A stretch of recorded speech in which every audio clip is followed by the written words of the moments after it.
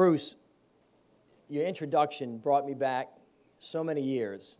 Life is such a blessing in so many ways. Father Harry Thompson, who raised so many of us, 16 years ago had a vision to take the spirit of the Church of the Immaculate Conception and bring the communities of New Orleans together. And he's collared a bunch of us over a long period of time, but primarily he said out of that church, I want to build a school that takes kids off of the streets of New Orleans and give them a chance, and that's called the Good Shepherd School. And he called me and he said, there's this guy, Craig Cucci, I want you to talk to. He's trying to do this thing called Cafe Reconcile. I don't understand it, but I love him. And I want you to help him. Now, that was Father Thompson's way. He knew that he wanted to connect people. He didn't always know exactly how it was going to work out, but he knew that if you stepped forward the right way, that everything would work out. And so today, I don't know if you've noticed, but almost a number of people that have gotten up have invoked the spirit of Father Harry Thompson, who has challenged us all to do so much in our lives. And so, as we come today, it's such a special blessing and a gift to remember him on this special anniversary. And to be here, and life is so circular and so incredible that, as Craig said, we have gotten to know each other really, really well. But when Craig explained this to me, I said, Craig, what are you going to do in that building? He said, well, I know a little bit about contracting. I really want to save kids. I want to teach them how to do something. So what are you going to teach them how to do? He said, I'm going to teach them how to renovate a building. I said, that sounds great. And then I called him a little while later. He said, well, we renovated the building. I said, what are you going to do now? He says, I don't know. I mean, what do we have? What do we do? I said, well, we have culture, we have art, we have music, we have restaurants. And I'm going to teach him how to wait on tables. And I'm going to teach him how to cook. And he said, if I can teach him how to wait and teach him how to cook, I can teach him how to run a restaurant. And I can teach them how to sustain themselves and to grow up and to stand on their own 2 feet. And so you see right now in this place the best example of social innovation, self-help in the country. Now, why do I know that? Because as many of you know, President Obama was here last month. And right when he left, I came over here with Melody Barnes, his chief domestic advisor, and we sat right in this room. And Melody Barnes, who was trying to design an Office of Social Entrepreneurship for the President of the United States, sat and listened to Sister, and listened to Craig, and listened to children sitting here to tell them about how this place changed their lives. Not to give them something, but to teach them how to do something. And it was such an incredibly powerful experience for her that she went back to the White House and she wrote on her blog, this is what the future of America is going to look like. The way I say that is Cafe Reconcile is the place where hope hits the street. Now,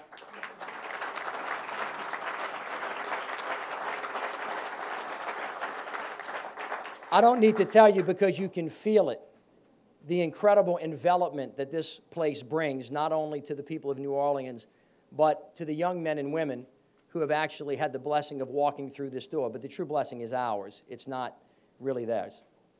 Now, I asked Sister Mary before I came over here, and Craig, permission to do the next thing.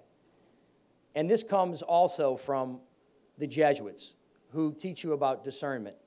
Father Thompson had an easy way to do it. He would stick his finger in your chest when you asked him, what do you think I should do? And he would say something like, go find out where you could be the greatest good to the most people, get there as fast as you can and work as hard as you can at it, and that's where you're supposed to be. And so it is in his spirit that I come to you today to tell you that I am going to run for mayor of the city of New Orleans.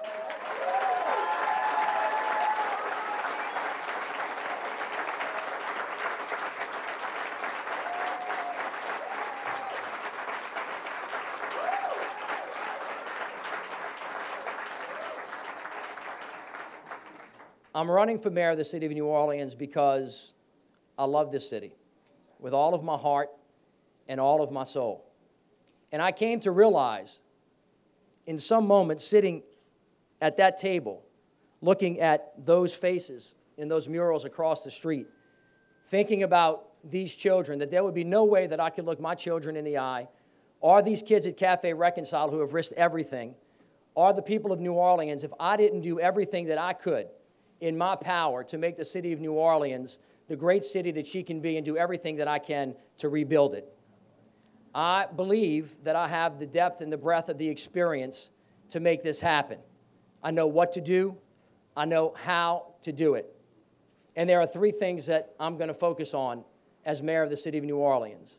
One is crime, because if the city is not safe, people cannot be free. If people are not free, they cannot be themselves and enjoy the gifts that God has bestowed upon them.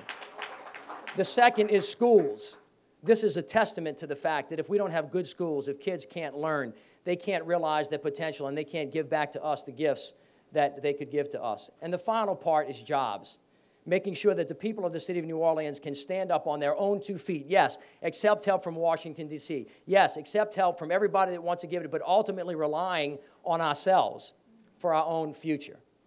And finally this, if I am blessed to become the mayor of the city of New Orleans, I will do everything I can to make sure that I bring the people of this city together to heal the racial divide that has kept us apart for so long, to find and to seek higher common ground so that the people of New Orleans, for once in their life, can speak with one voice so that this city can be the great place we all know she can be. God willing, I will be able to do that. I humbly ask the people to give me the chance. Thank you all so much. And Craig, thank you everything for what you've done for me.